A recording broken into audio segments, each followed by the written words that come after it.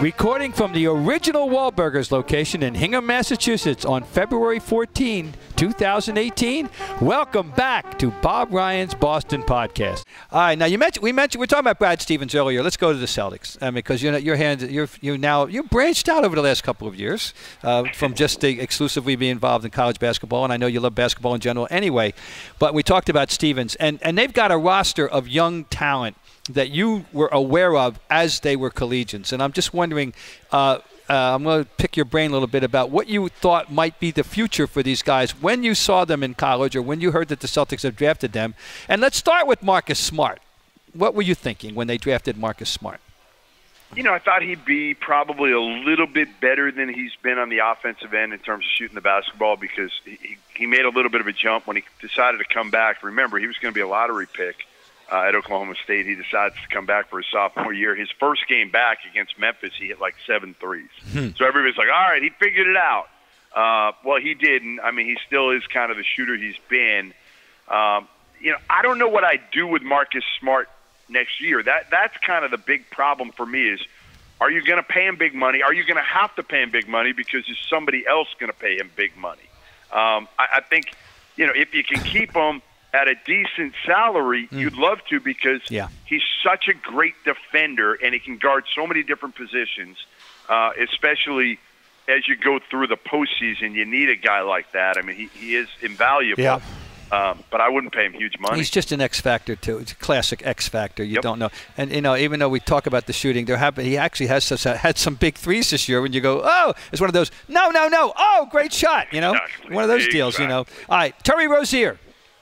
Love Terry Rozier. So I remember I went to Louisville about 5 times Rozier's freshman year before he played because of the Kevin Ware injury. Kevin Ware had just come back. Ugh. I did a few sit-downs with him. So I remember going to practice 4 or 5 times, and I remember calling Danny Ainge when I watched one of the practices, and I said, I think this kid at Louisville is going to be a lottery pick. He didn't end up being a lottery pick, but he went, 17, something like that. In the 15 to 20 range, somewhere. At that point, he was just so athletic. He had that kind of step-back jumper. And the thing that actually stood out to me more than anything, and I still feel this way, sometimes you don't always see it, but he's one of the best guard rebounders in the NBA. There's no doubt about it. I mean, he's just tough. And I think next year he could be a starting point guard for a non-playoff team. But I think he's a great, great backup for the Celtics if they can keep him around. I'd rather keep Rozier. If you gave me a choice, Rozier or Smart, I'll take Rozier because I think he can play the point. I think Marcus Smart isn't a 1 and he's not a 2. Now, how much wouldn't you and I like to sit down and have a beer with Terry Rozier and discuss dorm life at Louisville? Yes, I think we would. I think our college experiences probably are not the same as Terry Rozier's. He has. Do people even bother to probe him? Do people try, or really to probe him? Do you know? Or I've tried. Yeah, I've definitely tried. I mean, listen. Now there's a book. I wouldn't mind co-authoring that book. Well, I might have to fight you for the rights for that one. Yeah, that would be a hell of a book. All the Louisville guys. Next up, the pride of Berkeley, Jaylen Brown. Has really, really surprised me. Okay, now I've seen all these kids. I saw Jaylen Brown, I think, after his sophomore year of high school in Vegas at one of the Adidas tournaments, and he really couldn't shoot. He was big, he was strong, he overpowered people, super athletic, kind of what you see today to some degree. I worried whether, and it sounds crazy, I worried obviously if he could really shoot the basketball, and I worried whether he would be a worker and focus on basketball. Yes. Because he had so many other interests at that point. Yep.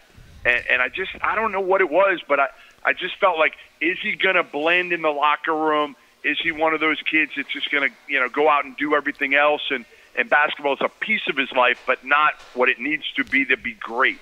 He has surprised me more than anybody else. You're hardly the only one that had that thought, because, I mean, you knew more about him personally, but just what I was able to glean about him, I worried that is he one of those guys, and they do exist, at times. We get them not all that often, but we do get them sometimes in pro sports who aren't as smart as they think they are. And this gets to be a hindrance. And he's smart. And, once upon a time, 40 years ago, I thought that of Bill Walton, and who's now become a friend, and I was wrong. He was as smart as he thought he was. Yeah. And Jaylen Brown appears to be the same thing. And he has got the right focus, but I thought he was too interested in saying that I can go to Harvard Yard and worrying about being a ball player. No, I'm so happy to have him. All right, and Jayson Tatum. All right, I've said this before he played his first game, and people thought I was out of my mind. He's going to have a better career than Paul Pierce. Woo! Now you're preserved on tape now forever and ever. This is good. This is good. No, I love him. Bob. I do love him too. By the way, the first step, it's about what, 12 feet long, maybe. My God! Oh my God! How he can get and finish?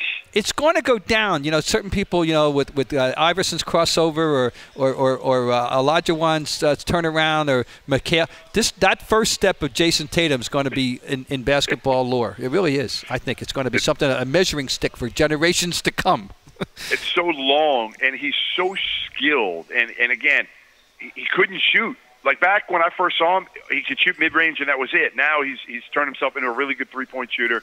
He's such a high-character kid. He's way better defensively. I rip on him all the time about it.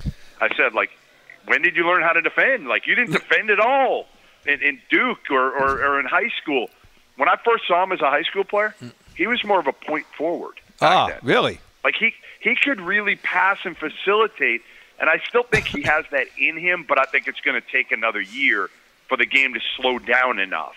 Because right now, he's a scorer, and Brad Stevens just made it easy for him. We just need you to really score the basketball. And I think the difference, the reason I say he's going to have a better career than Paul Pierce is because I don't think he's going to go through the first 7 years where they're going to be primarily losing years. No. He could be on a team, if he stays here, that he can win games. He may not put up the numbers of Paul Pierce because he's not going to need to, but, man, this kid has a gift to score.